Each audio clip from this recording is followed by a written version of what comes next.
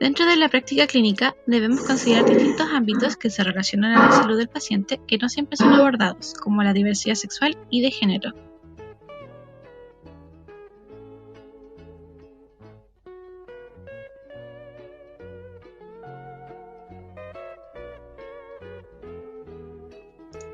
La diversidad sexual es un término que se usa para referirse, de manera inclusiva, a toda la diversidad de sexos, orientaciones sexuales e identidades de género, sin necesidad de especificar cada una de las identidades, comportamientos y características que conforman esta pluralidad.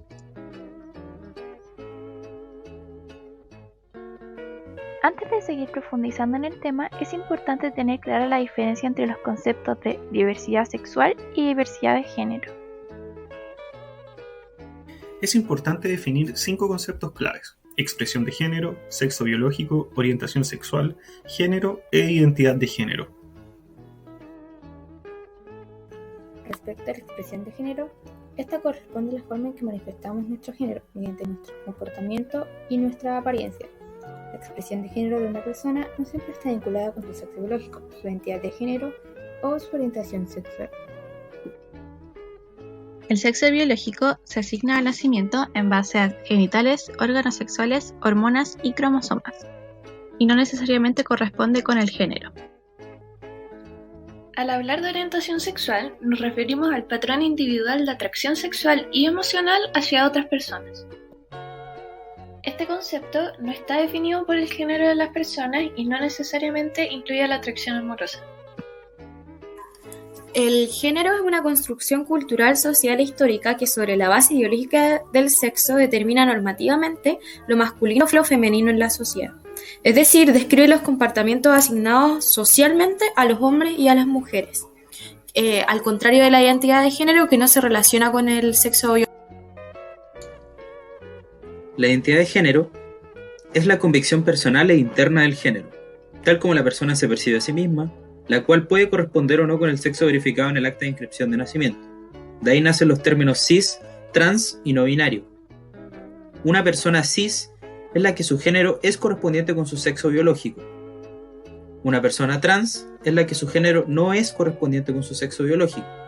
Y una persona no binaria es la que se encuentra fuera del binario del género, es decir, que no se perciben totalmente masculinas o femeninas y que pueden identificarse con un tercer género o con ninguno.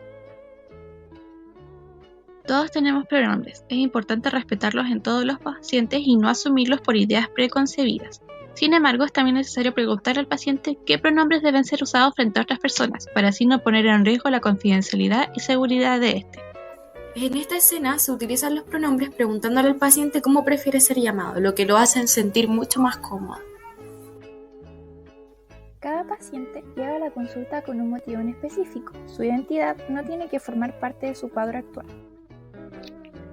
Para el personal de la salud, solo es necesario indagar temas relacionados al cuadro por el cual el paciente consulta.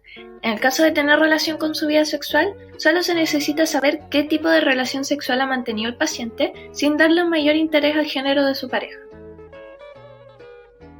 En esta escena se puede observar un error común de los médicos: asumir la identidad del paciente sin antes corroborarla.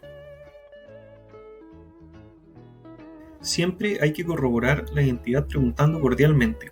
No se debe asumir la identidad de la persona que llega a la consulta. Dentro de los consejos que nosotros les podemos entregar están: ser siempre respetuoso, no asumir cosas que el paciente no haya dicho, no presionar al paciente, dejar que se exprese libremente, no juzgar al paciente en su relato. Recordemos que él deposita su confianza en nosotros. Siempre hay que tener en cuenta que el paciente acude a la consulta buscando la solución a lo que lo acompleja. Él o la médico a cargo es responsable de hacer el proceso lo más ameno posible, escuchando atentamente todo lo que éste tiene para decir y de esa forma afianzando la relación médico-paciente.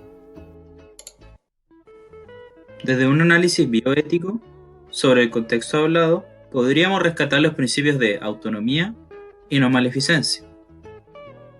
La autonomía tiene que ver con respetar y no juzgar la vivencia propia del paciente y las decisiones que toma sobre su género, sexualidad y la expresión de los mismos.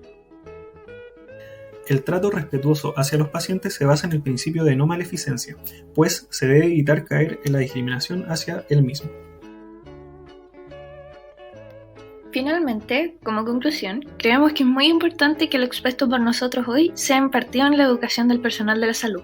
Para muchos, estos términos son relativamente nuevos, pero los conceptos detrás de ellos siempre han estado presentes. Es por esto que es necesario incluirlo en nuestra práctica diaria y así entender de mejor manera a nuestros pacientes, asegurando su óptima atención y hacer posible el derecho de una salud de calidad.